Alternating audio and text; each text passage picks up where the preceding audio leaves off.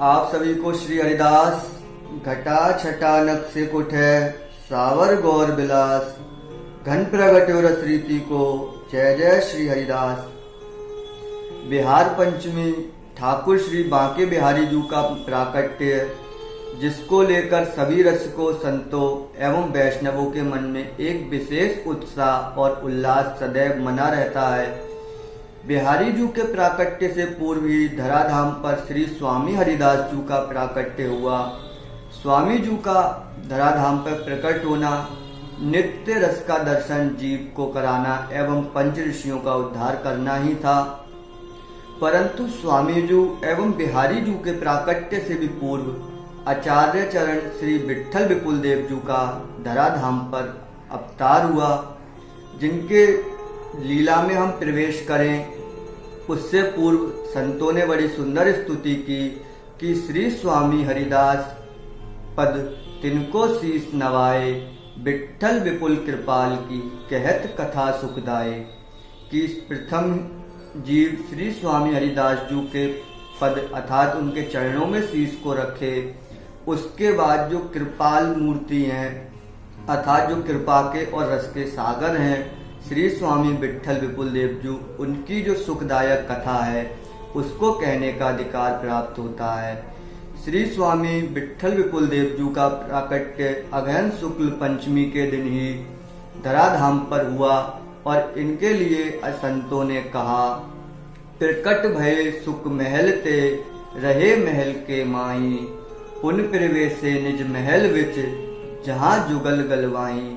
कि महल से तो आचार्य चरण का प्राकट्य हुआ ही, और वह जब तक धराधाम पर रहे वह इस धराधाम पर नहीं, वह तो ललिता सखी के साथ नित्य सहचरी स्वरूप से महल में ही रहे और अपने जो निकुंज में प्रवेश हुआ वह भी महल में ही साशरीर समाहित भी हुए। कहाँ पर? जहाँ युगल गलवाई, जहाँ पर प्रिया प्रीतम नित्य सतत नित्य विहार कर रहे हैं। ऐसे श्री आचार्य चरण के जीवन के बारे में बताते हैं। श्री स्वामी हरिदास जू ने प्रथम जो शिष्य स्वीकार किया वह आचार्य चरण श्री विट्ठल विपुल देव जू को विरक्त दीक्षा देकर अपना प्रथम शिष्य स्वीकार किया, और आप स्वामी जू से 5 वर्ष आयु में बड़े भी थे। स्वामी जू के जो मामा श्री थे श्री गुरुजन जी, उन्हीं के पुत्र आचार्य चरण श्री विट्ठल विपुल देव जू हुए। इस भांति से व्यवहार की दृष्टि से आचार्य चरण श्री स्वामी जू के ममेरे भाई भी थे। जो स्वामी जू की कहा जाए प्राकट्य से पूर्व धराधाम पर आने का उद्देश्य यही था कि वह छाया की भांति स्वामी जू के साथ प्राकट्य से लेकर निकुंज गमन तक रहें, ताकि स्वामी जी का जो स्वरूप था उसका स्वामी जी ने अपने पदों में एवं अपनी वाणी से स्वयं उसका वर्णन नहीं किया। स्वामी जी का स्वरूप का परिचय तो आचार्य चरण रस सागर श्री विट्ठल विपुल देव जू ने कराया। सागर नाम आचार्य चरण का इसलिए पड़ा क्योंकि स्वामी जू के जन्म से लेकर उनके निकुंज गमन तक स्वामी जू के रूप माधुरी का जो रसपान वह करते थे एवं प्रिया प्रीतम की नित्य लीला का जो रसपान करते थे, इस भांति नित्य निरंतर रस में डूबे रहने के कारण उनका नाम रस सागर श्री विट्ठल विपुल देव जू भी पड़ा।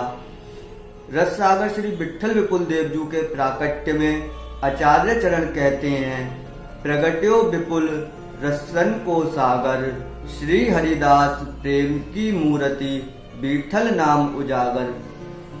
कि प्रगट्यो विपुल रसन को सागर, कि विट्ठल विपुल देव जू सिर्फ विट्ठल विपुल देव जू ही प्रकट नहीं हुए, वह तो रस के सागर प्रकट हुए हैं। कौन से रस के सागर? जो स्वामी जू की रूप माधुरी से भरा हुआ है, जिसके लिए कहा भी श्री हरिदास प्रेम की मूरत विट्ठल नाम उजागर। कि श्री स्वामी जू के नित्य प्रेम को उन्होंने सजीव और हम सबको दृष्टिगोचर कराया और उनका नाम विट्ठल हुआ। और आगे कहते हैं, फूले रसिक नरेश भ्रमरजन, गावत रस जस गुण के आगर। कि जो रसिक थे और जितने भी नरेश जन और जो ब्रजवासी थे, सभी उनके रूप माधुरी उनके गुणों का बखान करते हैं। आपकी प्रशंसा अनेकों आचार्यों ने भली भांति की अगहन शुक्ल पंचमी को सुख दियो है नागरी नागर की अगहन शुक्ल पंचमी के दिन ही आपका प्राकट्य हुआ और आपने जो धराधाम के जीव हैं उनको भी सुख दिया। ऐसा कब हुआ कि प्रगट्यो विपुल रसन को सागर कि आचार्य चरण श्री विट्ठल विपुल देव जी का प्राकट्य बिहार पंचमी के दिन ही हुआ और आचार्य चरण ने श्री स्वामी जी महाराज से विरक्त दीक्षा भी अगहन शुक्ल पंचमी के दिन ही ग्रहण की, अर्थात विरक्त वेश भी आपको अगहन शुक्ल पंचमी के दिन ही प्राप्त हुआ। और इसी पंचमी तिथि को आगे चलकर रस सागर जो रसिक मूर्ति रसिक शिरोमणि श्री स्वामी हरिदास जी की परम कृपा और साधना के फलस्वरूप ठाकुर बांके बिहारी जी का भी प्राकट्य हुआ, जिसके विषय में हम लोग अगली वीडियो के माध्यम से चर्चा करेंगे। आप सभी को आचार्य चरण श्री विट्ठल विपुल देव जी के महाप्राकट्य महोत्सव की अनंत अनंत कोटि मंगल बधाई एवं शुभकामनाएं। आप आचार्यों चरणों का आश्रय लेकर, क्योंकि बिना आचार्यों के आश्रय लिए बिना जब तक आचार्य का प्राकट्य ना हो, उससे पूर्व तो स्वामी जी तक का प्राकट्य नहीं हुआ। इसी भांति जब तक हम आचार्य वाणी का आश्रय नहीं लेंगे तब तक हम श्री स्वामी जी के स्वरूप को कैसे जान पाएंगे, क्योंकि स्वामी जी का स्वरूप जानने के लिए तो हमें आचार्यों का आश्रय लेना ही पड़ेगा, जिन्होंने नित्य सतत श्री स्वामी जी की रूप माधुरी का पान किया है।